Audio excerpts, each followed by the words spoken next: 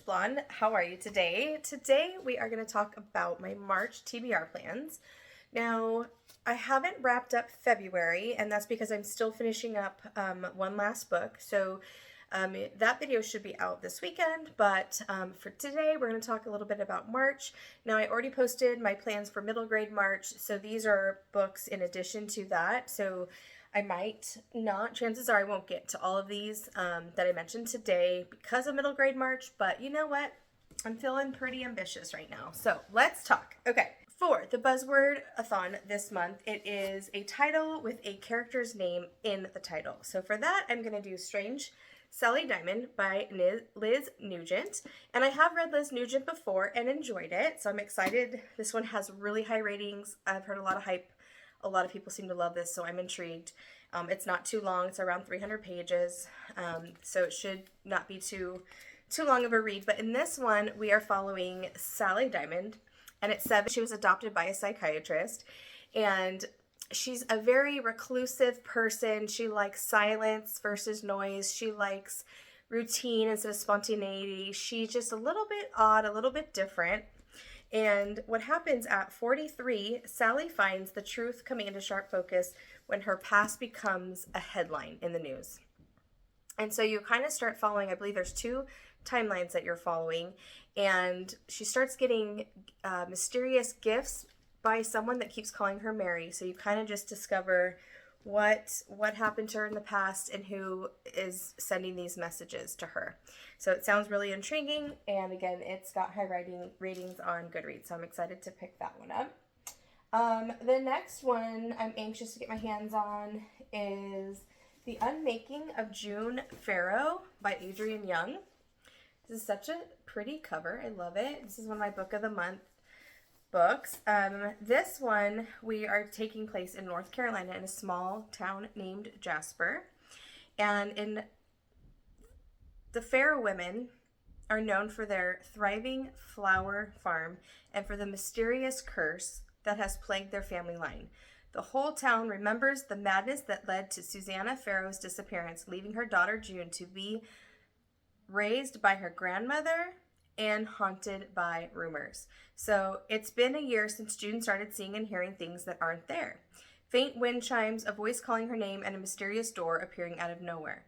Signs of what June has always known is coming. But June is determined to end the curse once and for all, even if she must sacrifice the hope of love and a family of her own. So there's going to be a mystery in here, a mysterious disappearance, cryptic clues, a magical door. Is she hallucinating? Is it magic? You're going to get a little bit of romance, a little bit of mystery. I feel like the writing is going to be beautiful. The other one I read by her, I was very impressed by. Spells for Forgetting. I read that last year and loved it. That was 5 stars. I felt definitely swept away in that one. And so I have high hopes, high expectations for this one. Hope I'm not setting myself up for failure by doing that. All right, next one I want to talk about is, I realized as I was looking, it's already March, and I have not read any books to fulfill my challenge I put out for myself this year about kind of catching up on some of my owned series. So, okay, so the camera might have moved a little bit. I had someone call me, so sorry for the interruption. How dare they call when I'm filming? Anyways, okay, I am going to pick up Long Gone. It's an Annalisa Vega novel. It's the second one in the series. I believe there's 4 out now, maybe 3 or 4, by Joanna Schaffausen. And I don't want to say too much because it is a second one. Obviously, it's going to be a different mystery. I've heard in this one you're going to get a little bit more of a background story, which I'm excited. But I really loved the first one. It was 5 stars. Annalisa is a detective in Chicago. And in this one, we are kind of having a murder. Someone is the #1 suspect in their girlfriend's brutal murder. And then there's another guy. He is a wealthy, fast-talking car salesman who's gotten away with murder once, and someone has a good reason to want him dead.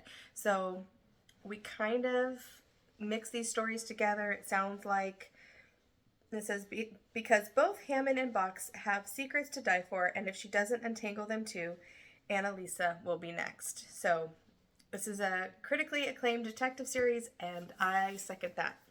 So this is going to be, it's only like 299 pages, so it's short, which should help me with my numbers because I have, you know, 4 or 5 middle grades I'm trying to read as well. Okay, so my mom currently has my copy, but she's bringing it back to me, and I can't wait to read The Woman by Kristin Hannah. This has gotten nothing but top star reviews. I'm so excited. I've heard you won't be able to put it down. I'm really excited. So this is going to be one that I'm hoping to get to in March as well because I'm having a little bit of FOMO with it. I'm ready to get my hands on the book and read it. Okay, for my Kindle book this month, I'm going to read Like Mother, Like Daughter by Kimberly McCreight. This one brings me back to, it feels like Karen Slaughter's Pieces of Her a little bit. So we have Cleo, who's an NYU student. She arrives home late for dinner to her childhood home in Brooklyn. There's no sign of her mother, Kat, and there's a bloody shoe under the sofa, and she just knows something terrible has happened. But what? We're not sure. Apparently, Kat has been lying to her daughter. She is not just a lawyer, but her law firm's fixer. So obviously, growing up in this dangerous home has taught Cleo to think fast on her feet, kind of stay calm under pressure, and recognize a real threat when she sees one. So I don't want to know any more, but I know this is, it says, Like Mother, Like Daughter is a thrilling novel, emotional suspense that questions the damaging fictions we cling to and the hard truths we avoid. Above all, it's a love story between a mother and a daughter, each determined to save the other before it's too late. So this sounds amazing. I love mother-daughter tropes. So that one is on the agenda as well. Okay, we are going to flip my camera around and spin for my priority reads.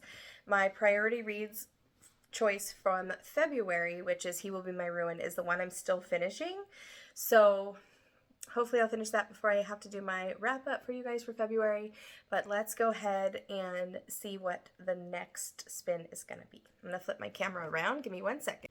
Okay, so let's see what my choice for my priority read spin is going to be for March.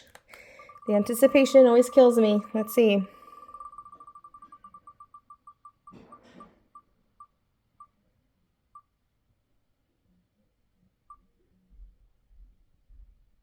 Yay, Happiness Falls.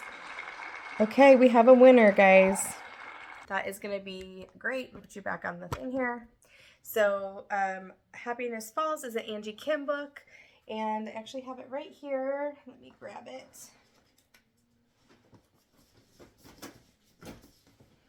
Okay, so this is going to be on the agenda for March 2 for Happiness Falls.